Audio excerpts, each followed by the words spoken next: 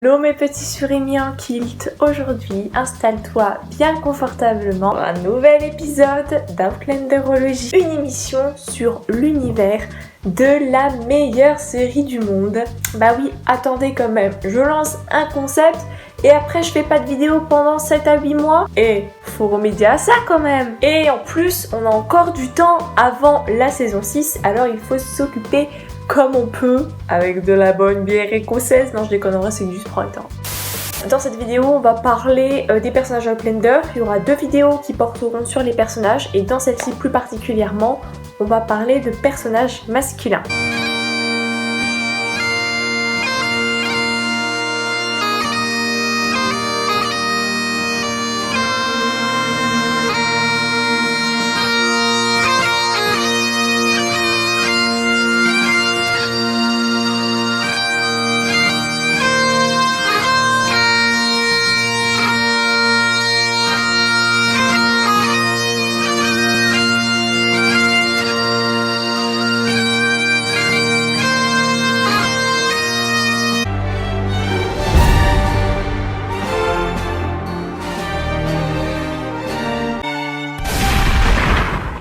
On est tous et toutes d'accord pour dire que Jaime Fraser est le meilleur personnage masculin et personnage tout court d'Outlander. La raison qui prime pour beaucoup, mais qui est à mon sens la moins importante, c'est quand même que c'est un purée de beau gosse. On est d'accord. Mais personnellement, le truc qui me fait ultra méga craquer, c'est sa personnalité. Autant envers Claire qu'envers les autres. En fait, il se montre relativement prévenant et gentleman sans pour autant être hypocrite. En fait, pour lui, le respect, c'est dans sa nature. De plus, quand il entreprend quelque chose, il s'y tient. Jusqu'au bout, il est à fond, peu importe les difficultés. Et c'est quand même quelqu'un qui a de très grandes valeurs familiales pour son clan, pour son projet de vie, avec sa femme, qu'il considère d'ailleurs comme son égale, et ça, pour l'époque, c'est pas du tout négligeable. Et enfin, il est plutôt cultivé de manière générale et assez progressiste dans le respect des femmes, dans la fin de l'esclavage. Son incrédulité par exemple face aux rêves américains dans les saisons 4 et 5, parce qu'en fait il voit bien que l'exode des Européens en Amérique c'est plutôt bénéfique en fait,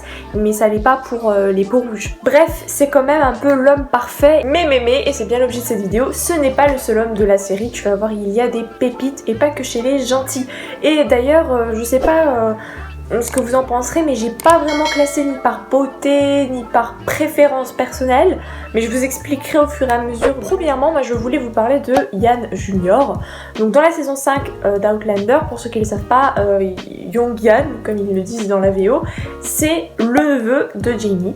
Voilà, il revient auprès de Claire et Jaime. Ils avaient suivi à Fraser Ridge, malheureusement, avec le malentendu qu'il y avait eu à propos de Roger, donc l'amant de Brianna.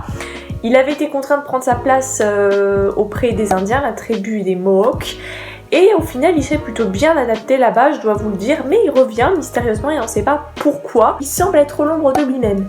Et pour aggraver les choses, il a tenté même à un moment de mettre fin à ses jours. Bref, il a bien changé, lui qui était si jovial, entreprenant, aventurier. Moi, je trouve que, malgré le fait qu'il s'appelle Young Ian, Ian c'est le prénom de son père, il ressemble davantage à Jaime, que ce soit par le caractère ou la couleur de cheveux, que justement son autre frère qui s'appelle Jaime Junior, en hommage entre guillemets à Jaime.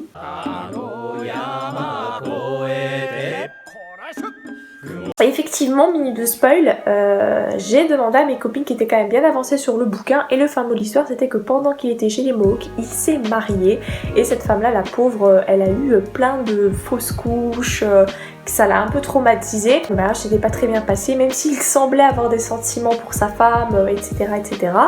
Et elle est morte, et c'est pour ça que du coup il est revenu à Fraser Ridge vers sa famille, mais normalement elle devrait reprendre goût à la vie grâce à Lydie. Puis en plus on a remarqué qu'à un moment Lydie elle était grave amoureuse de lui.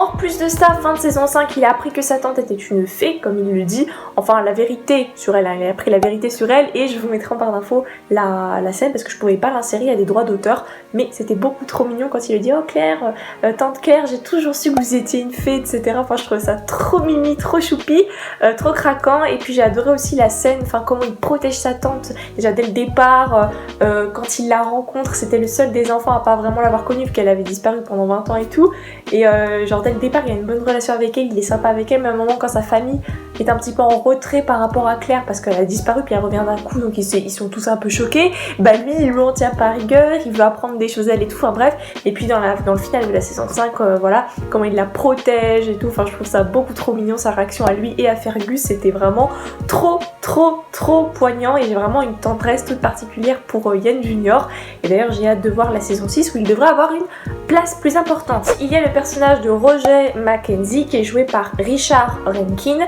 et voilà, c'est un acteur que je trouve, ma foi, très beau. C'est vrai que dans la série il a une dégaine qu'il n'a pas dans la réalité en fait, mais voilà, c'est un personnage que j'aime beaucoup. Au départ j'ai eu un peu de mal avec Roger Mackenzie parce que, au cas où vous ne savez pas, Roger Mackenzie en fait c'est le petit gosse qui est adopté par le père, chez qui dans la première saison Claire et son mari Frank vont être hébergés pendant leur lune de miel bis après la Seconde Guerre mondiale. Et donc ce petit garçon là a grandi et est devenu professeur d'histoire à l'université et c'est Roger. Et Roger plus tard va aider Claire à retrouver Jamie qui est autre d'ailleurs que le papa de Brianna et va lier après une relation avec Brianna. Donc voilà, je vous spoil pas plus pour ceux qui n'auraient pas éventuellement vu la saison 5, mais voilà, techniquement voilà, il a une histoire avec Brianna. J'adore son jeu d'acteur, j'aime beaucoup notamment son personnage, surtout quand il s'est retrouvé un moment prisonnier de la tribu des Mohawks avec tous ses doutes, quand il a pensé à un moment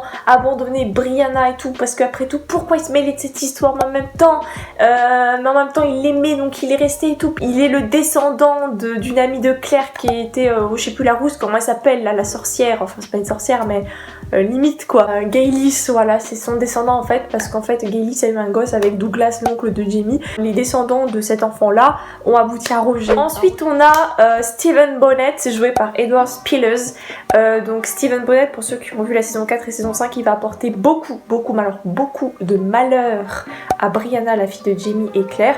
Et pourtant, Jamie et Claire l'ont sauvé, parce que c'était un pirate, voilà, ils l'ont hébergé, ils l'ont sauvé, et en remerciement, il a volé la bague de Claire, il a tué tout l'équipage et tout, enfin bref, et il a fait du mal à la fille de Claire et Jamie.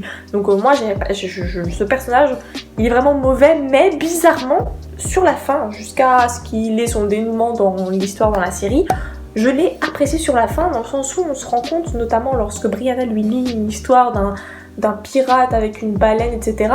Et en fait, la morale donnait normalement raison à la baleine. C'est la baleine qui allait se faire attaquer, donc elle s'est défendue et elle a fait du mal au pirate qui était méchant. Mais Stephen Bonnet est quand même du côté du pirate, parce qu'en fait le pirate n'a rien, il a essayé de s'en sortir dans ce monde-là, et on comprend qu'en fait Stephen Bonnet n'a jamais eu de chance dans sa vie. Ça ne justifie pas les actes qu'il a commis et qu'il commet, mais voilà. Et puis à un moment, on a un petit moment de compassion, mais genre 30 microsecondes. Il me semble que c'est un acteur qui a joué dans Eragon, parce que sa tête me dit quelque chose.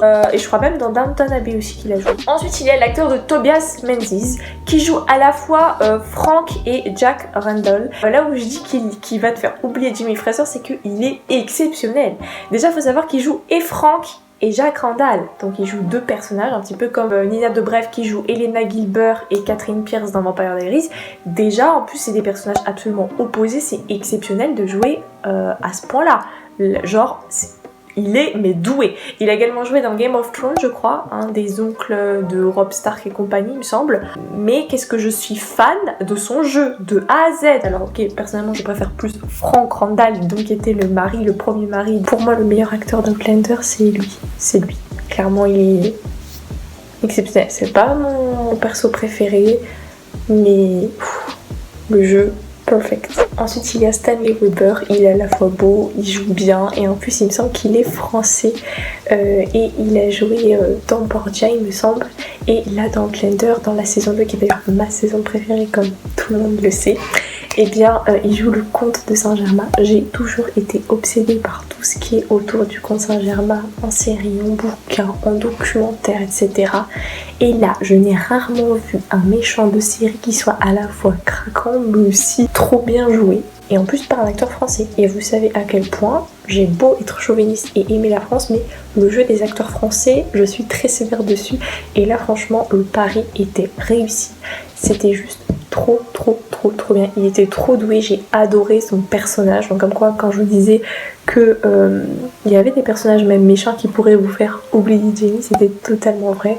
un gros coup de cœur pour le comte de Saint-Germain. Et ça va peut-être en surprendre certains, plus d'un, mais Murtagh joué par Duncan Lacroix, là c'est personnel, mais l'acteur déjà je le trouve super stylé. Dans le bouquin c'est pas un spoil, mais il meurt en fait à ce qui serait l'équivalent de la fin de la saison 2 pour la série, sauf que dans la série ils ont pris le parti de le faire vivre encore un petit bout de temps. C'est un personnage que j'aime beaucoup, c'est le parrain de Jamie, il sera tout le temps là pour lui, c'est aussi celui qui était dès le départ du côté de Claire, dans le sens qu'il était persuadé que c'était vraiment la femme qui conviendrait le mieux à son filleul.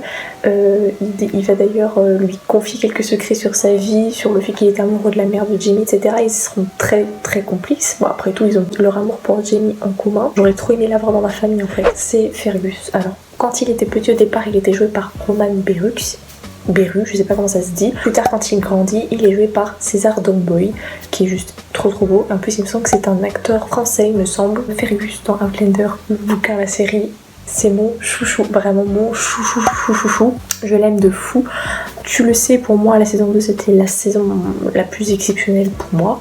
Elle introduit entre autres Fergus, un pickpocket élevé dans une maison close française, et autant dire qu'ils veulent clairement la vedette à Claire et Jamie. Il est orphelin. D'ailleurs, Claire et Jamie vont le recueillir entre guillemets, devenir ses parents. D'ailleurs, à un moment, quand il va se marier, il portera le nom de Fraser parce qu'il a été littéralement adopté par le couple phare de Outlander. Et ils le traitent, ce couple-là, comme leur enfant. Ils forment d'ailleurs une belle famille, même s'ils ne sont pas liés par le sang, c'est très solide. Fergus d'ailleurs va tout le temps tout faire pour protéger sa nouvelle maman, pour aider et épauler son nouveau papa. Il est très fidèle, loyal, il protège le couple phare.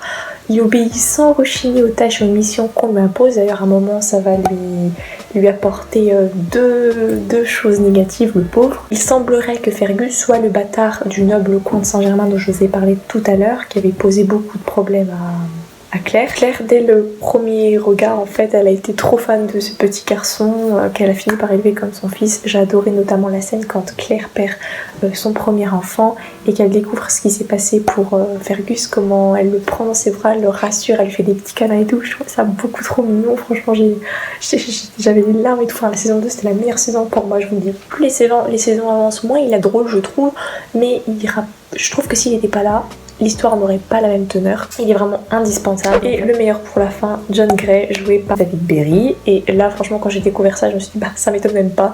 Il est australien et moi, je suis obsédée par les Australiens. Personnellement, c'est le personnage numéro 1, juste après Jamie. Voilà, le meilleur perso. Alors, Lon John Grey, c'est ce jeune homme que l'on voit pendant la bataille de Culloden, fin de saison 2, lorsqu'il essaye de tuer Jamie. Ce dernier en réchappe évidemment et doit le punir, même s'il ne veut pas, parce qu'en fait, à l'époque, John Grey n'a que 16 ans, donc il se dit, je vais tuer un gosse. Oh mon dieu, mais il est obligé de le faire.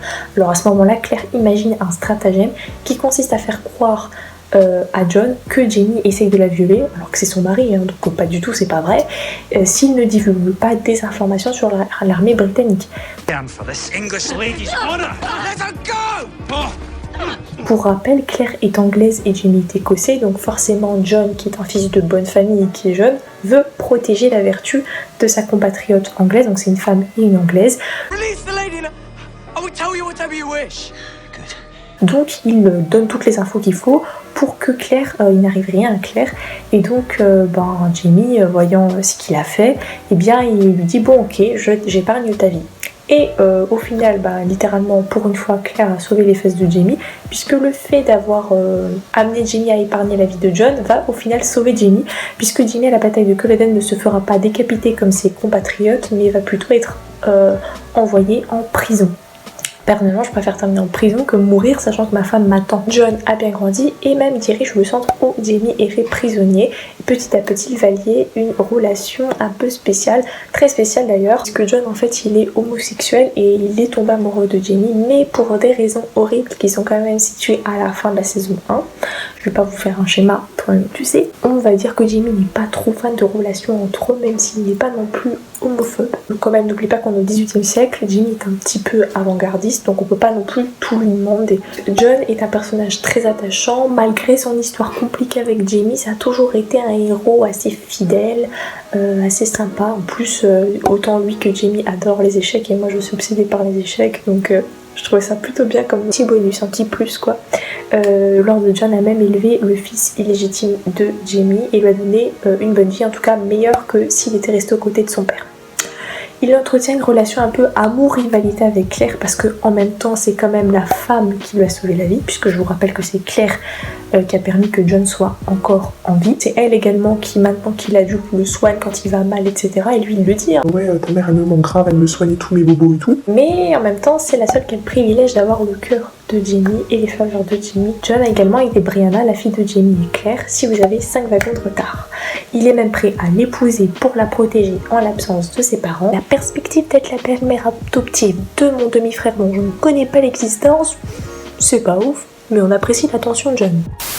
En tout cas, il a une très bonne relation avec Bri, qui d'ailleurs ressemble à sa mère dans la façon de se comporter, mais il conviendra qu'elle ressemble aussi énormément à son père de par déjà sa chevelure flamboyante et sa détermination légendaire. Enfin, même si ses liens sont tendus avec Claire, John est à mon sens le personnage le plus noble, le plus ouvert de la série, ce qui le rend totalement hypnotique et personnellement il mériterait davantage de scènes dans Outlander. Il y avait un adage qui disait Où que Jaime aille, Lord John Grey n'est jamais très loin. Je viens de l'inventer. Si c'était vrai dans les 4 premières saisons, là dans la 5e saison on a bien compris qu'il fallait lui dire bye bye. Alors est-ce qu'il aura sa propre série, étant donné qu'il a quand même une propre saga de livres, et d'ailleurs j'aimerais trop l'avoir parce que vous l'aurez compris, c'est mon perso fave juste après Jaime. Ou est-ce qu'il part pour faire un retour épique, ce que j'espère, parce que j'aimerais quand même le revoir, ce serait triste de plus jamais le revoir. Surtout qu'en plus il élève le fils de Jaime, donc peut-être que le fils de Jaime sera amené à venir rencontrer son père, je ne sais pas. Ou est-ce qu'on peut lui dire bye bye ciao comme à chaque fin de vidéo que vous likez bien évidemment. En tout cas ça, seul l'avenir nous le dira. Cette vidéo est déjà terminée, moi j'ai adoré l'affaire, je suis obsédée par Outlander, par ses personnages, par les paysages que l'on peut voir dans les descriptions parce que Jenna Capaldon a une magnifique plume. Et sur ce, passez une bonne journée, passez une bonne soirée, vive les Frasers.